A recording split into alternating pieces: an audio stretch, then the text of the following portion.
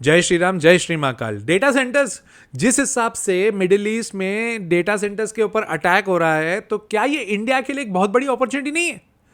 क्या Indian government data centres के ऊपर फोकस कर रही है? ये सारी चीज़ों के ऊपर एक डिटेल वीडियो आपके सामने है और ये बहुत ही बढ़िया इन्वेस्टमेंट अपॉर्चुनिटी बन सकती है आपके लिए, क्योंकि at the end data centres के ऊपर सबकी नजर है एज ऑफ नाउ। तो पूरा लास्ट तक देखिएगा वीडियो और ये ध्यान रखिएगा, कोई बाइंग सेलिंग रिकमेंडेशन नहीं है। इसको प्लीज ध्यान से देखिएगा कि किस तरह से डेटा सेंटर्स को एनालाइज किया जाता है और जिस हिसाब से अभी वर्ल्ड में खबरें चल रही है उससे इंडिया किस तरह से बेनिफिट ले सकता है, ये सारी चीजें इसमें बता रहा हूं मैं। दूसरी चीज, अगर आप मेरा एक्सक्लूसिव कंटेंट देखना चाहते हैं तो इस वीडियो के नीचे ज्वाइन का बटन है यार, ज्वाइन का बटन दबा लो और अपना एक्सक्लूसिव ग्रुप में ऐड कर लो खुद को, राइट। इस वीडियो को मैं स्टेप वाइज या चैप्टर वाइज नहीं करने वाला हूं, इसको मैं पॉइंट वाइज बताने वाला हूं। ये पूरी की पूरी एक स्टोरी जैसे क्रिएट हो जाएगी आप लोगों के लिए, ताकि आपको समझ आए कि हमें डेटा सेंटर्स में कहां इन्वेस्ट करना चाहिए। सबसे पहली चीज, डेटा सेंटर्स में जिस हिसाब से हर जगह अटैक हो रहा है, इंडिया के लिए एक बहुत बड़ी अपॉर्चुनिटी बन सकती है। ईरान ने यूएई में, बहरेन में, हर जगह अटैक किस चीज पे चल रहा है? डेटा सेंटर्स पे, क्लाउड सेंटर्स पे, AWS पे, ये सब जगह चल रहा है अटैक।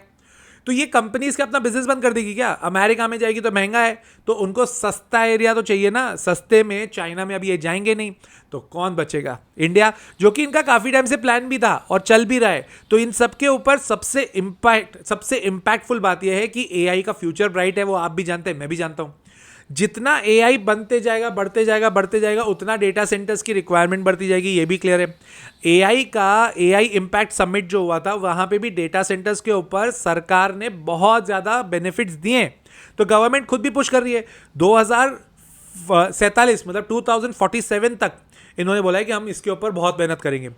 इसमें सिर्फ सेंट्रल गवर्नमेंट काम नहीं कर रही है, हर स्टेट गवर्नमेंट भी इंडल्ज होकर काम कर रही है। तो उनको पता है कि इसका फ्यूचर ब्राइट है, तो ऑटोमेटिकली अच्छा चल रहा है। कैसे कर रहे हैं सपोर्ट? लैंड अलॉटमेंट कर रहे हैं आसानी से। लैंड देना जरूरी है। स्टैम्प ड्यूटी पे बहुत जगह एग्जेम्पशन दे रहे हैं। गुड पॉइंट, हाँ, क्योंकि स्टैम्प ड्यूटी पे एग्जेम्पशन देंगे मतलब आपकी स्टेट में कहीं ना कहीं जाके आपको बेनिफिट मिल रहा है। अब जहां पे बेनिफिट मिलेगा, कंपनीज तो वहीं जाएंगी ना। कंपनीज को एक ही चीज से मतलब है बॉस, कि प्रॉफिट आना चाहिए।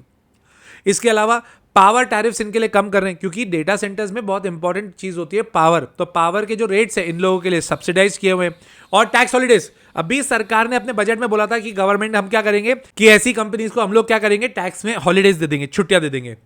2047 तक क्लाउड सर्विस इन इंडिया पूरी की पूरी करने की चल रही है ताकत, विच इज गुड। कौन कौन से इमर्जिंग प्लेयर्स हैं उसके ऊपर बात कर लें। आप लोगों की फेवरेट कंपनी अनंतराज, जो कि रियल स्टेट कंपनी है और वो रियल स्टेट बनाएगी। कमिंस और सीजी पावर, ये दोनों बनाएंगी मशीन्स, कैपिटल गुड्स हो गए एक तरह से। नेटवेब टेक्नोलॉजी, ये पूरा नेटवर्किंग का काम करेंगे। इसमें कौन कौन पैसा लगाने वाले हैं? अदानी जी ने बोला है कि हम $100 बिलियन लगाएंगे। टाटा मतलब TCS भी लगा रही है, एयरटेल, और अभी रिलायंस, मोटा भाई ने गूगल के साथ अपना टाई अप बिठाया है। तो ये सारे ग्रुप्स है जिसके ऊपर फोकस करना है। अदानी जी ने गूगल के साथ भी एक अलग से डेटा सेंटर बनाने की बात करी है, जहां पर 2030 तक $15 बिलियन उसमें इन्फ्यूज करने की बात करी है। प्लस रिलायंस ने एक और जेवी किया है $11 बिलियन का, जो कि इनका सेकंड डेटा सेंटर होगा। अब ये इतने सारे डेटा सेंटर्स बना के कर क्या रहे? जो अभी यूएई में चल रहा था वो यहां पे चलाएंगे भाई। देखो, उसका एम्प्लॉयमेंट तो क्रिएट होता ही होता है, बिजनेस भी बहुत स्ट्रांगली क्रिएट होगा। इंडिया ने एक अलग से draft national data centre policy 2025 already launch कर दी है, जिसमें 20 ईयर्स का कंडीशनल टैक्स हॉलिडे भी दिया है। जब हम बात करते हैं ना कि कौन से सेक्टर्स में हमें पैसा डालना चाहिए, कौन से सेक्टर्स, जैसे हम सेमीकंडक्टर्स के ऊपर बात कर रहे हैं, एआई के ऊपर बात कर रहे हैं, देन हम लोग बात करते हैं रिन्यूएबल एनर्जी पे। क्यों करते हैं? इतना डेप्थ में जाते हैं, रिसर्च करते हैं, तो समझ में आता है हाँ ये वाली कंपनी कर रही है, इसमें फ्यूचर ब्राइट है, तो इसके ऊपर फोकस किया जा सकता है। अब अनंतराज की बात कर लेते हैं। तो अनंतराज फंडामेंटली तो ठीक है, क्योंकि रियल स्टेट कंपनी है। उन्होंने ऑलरेडी मानेसर में, पंचकुला में और राई में, ये तीनों जगह बना चुके हैं। डेटा सेंटर से अभी रेवेन्यू इनका 58 करोड़ ही है, बहुत ज्यादा नहीं है। टोटल मिला के अगर मैं बात करूं ना, 5% का ही रेवेन्यू है।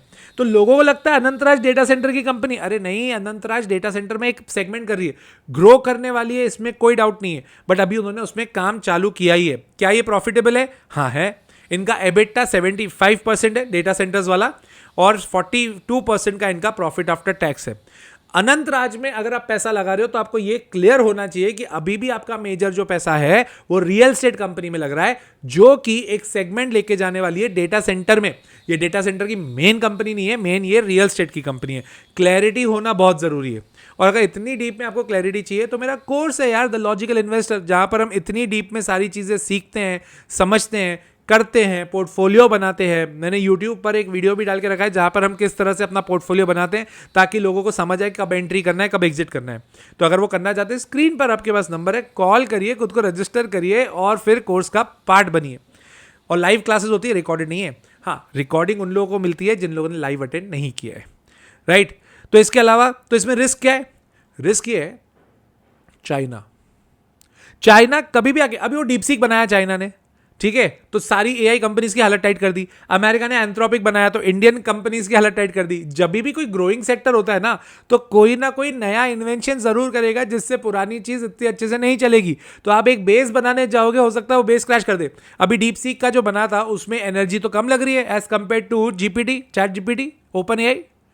तो अगर ऐसा कुछ इन्होंने बना दिया कि हम ऐसा क्लाउड सर्विस बना रहे हैं, ऐसी एआई बना रहे हैं या ऐसा सेटअप बना रहे हैं जिसमें हमें डेटा सेंटर्स की बहुत ज्यादा रिक्वायरमेंट नहीं है, तो इस सेगमेंट के लिए वाट लग जाएगी। अभी ऐसा होते हुए नहीं दिख रहा, बट यू नेवर नो, बहुत सारी चीजें हो सकती है। अगर एआई थीम, जो अभी वर्ल्ड में एआई थीम चल रही है, अगर वही चेंज हो गई तो अगेन रिस्क है। रिस्क का मतलब होते हुए दिख नहीं रहा है बट चांसेस है। अगर चांसेस है तो उतना आपको पता होना चाहिए कि हाँ ये रिस्क है। कभी हो गया तो ऐसा नहीं हो रहा, हमने तो इस पे लगाया था, ऐसा कैसे हो गया, हमने तो कभी सोचा नहीं था। सोचा था, इस वीडियो को देख रहे हो ना, तो सोचा था।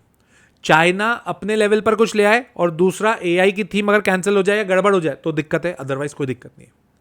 स्कोप वाइज अगर मैं बात करूं ना, तो गूगल, माइक्रोसॉफ्ट इंडिया में 1 गीगावाट का पूरा सेटअप बनाने की बात कर रहे हैं, जबकि अनंतराज का भी 300 मेगावाट्स का ही है, ठीक है ना। और प्लस अभी बहुत सारे आईटी पार्क्स भी बन रहे हैं आंध्र प्रदेश में, जहां पे गूगल और माइक्रोसॉफ्ट मिलकर बना रहे हैं। वहां पे 4500 करोड़ इन्वेस्ट करने का बात है। आप 2 मिनट सोचो कितना इन्वेस्टमेंट आएगा अगर डेटा सेंटर्स चल गया तो। बाहर की कंपनी तो कर रही है, हमारी कंपनीज भी कर रही है, दैट इज गुड। बाहर की कंपनी हमारी कंट्री में क्यों कर रही है? हमारी दोस्ती है? कोई दोस्ती नहीं है, हम सस्ते हैं। क्योंकि हम सस्ते हैं तो उसको बेनिफिट मिल रहा है। तो ऐसी कौन सी कंपनीज है, टॉप 5 ऐसी कौन सी कंपनीज है जिसके ऊपर हमें फिर फोकस करना चाहिए? सबसे पहले अनंतराज, बट रिस्क क्या है मैंने आपको क्लियरली बता दी, तो फोकस अकॉर्डिंगली करिएगा। दूसरा एयरटेल, एयरटेल भी डेटा सेंटर्स में बना रहा है, कंपेरेटिवली सेफर बेट है वो। थर्ड टेक्नोइलेक्ट्रिक, टेक्नोइलेक्ट्रिक भी ठीक है कंपनी।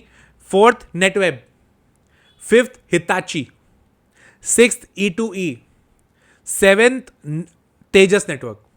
इन सब में अगर आप पैसे डाल दो तो ये सब डेटा सेंटर्स में कुछ ना कुछ करके काम कर रहे हैं। तो अगर इन डेटा सेंटर की थीम में जाना है तो इस पर जा सकते हो। रिलायंस में जा ही सकते हो, कोई दिक्कत की बात ही नहीं है। अदानी में जा ही सकते हो, अदानी एंटरप्राइज में जा ही सकते हो, कोई दिक्कत की बात नहीं है। TCS में जा ही सकते हो।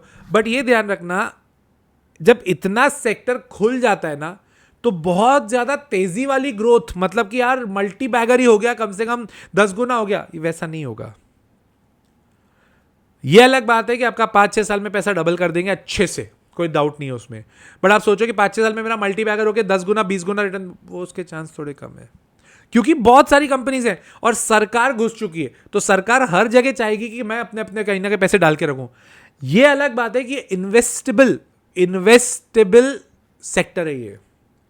तो कैसे कैसे डालना चाहिए?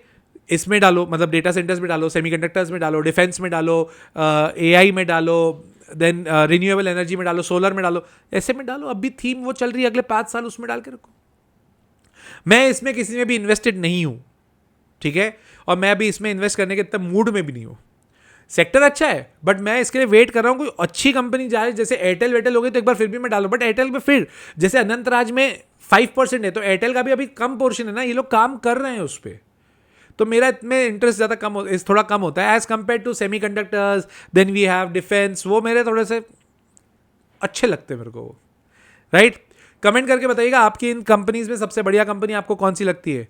शेयर करिएगा अपने दोस्तों के साथ जो डेटा सेंटर्स में इन्वेस्ट करना है, क्योंकि ये डेटा सेंटर्स का पूरा चिट्ठा आपके सामने खोल दिया कि एग्जैक्टली इसमें चल क्या रहा है और कैसे देखना है इसको, राइट। और तो और सब्सक्राइब कर लीजिएगा, नीचे वो ज्वाइन का बटन है, एक्सक्लूसिव ग्रुप का पार्ट बन जाइएगा और अनफिल्टर्ड वीडियोस मिलेंगे। वैसे भी मेरे नॉर्मली अनफिल्टर्ड ही होते हैं, राइट। तो मिलता हूं अगले वीडियो में, टिल देन जय श्री राम, जय श्री महाकाल।